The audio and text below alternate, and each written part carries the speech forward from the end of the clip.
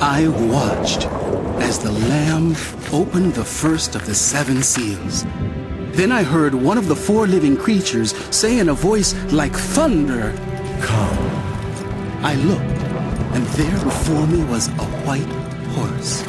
Its rider held a bow, and he was given a crown, and he rode out as a conqueror bent on conquest.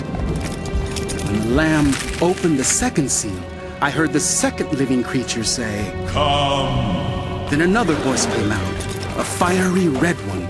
Its rider was given power to take peace from the earth and to make people slay each other. To him was given a large sword. When the Lamb opened the 3rd seal, I heard the 3rd living creature say, "Come!" I looked, and there before me was a black horse. Its rider was holding a pair of scales in his hand.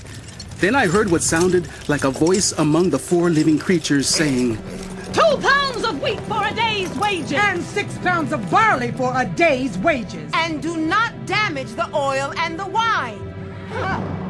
When the Lamb opened the 4th seal, I heard the voice of the 4th living creature say, "Come!" I looked, and there before me was a pale horse. Its rider was named Death, and Hades was following close behind him.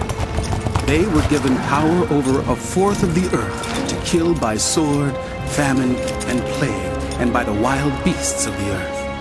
When he opened the 5th seal, I saw under the altar the souls of those who had been slain because of the word of God and the testimony they had maintained.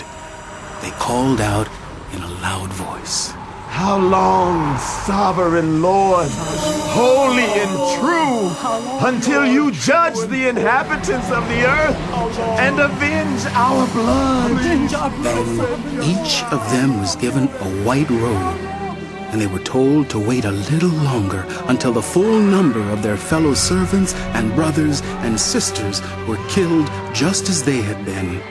I watched as he opened the 6th seal.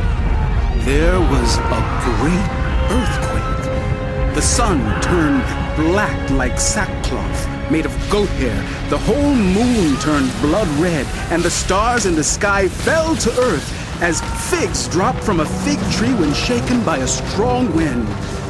The sky receded like a scroll rolling up, and every mountain and island was removed from its place.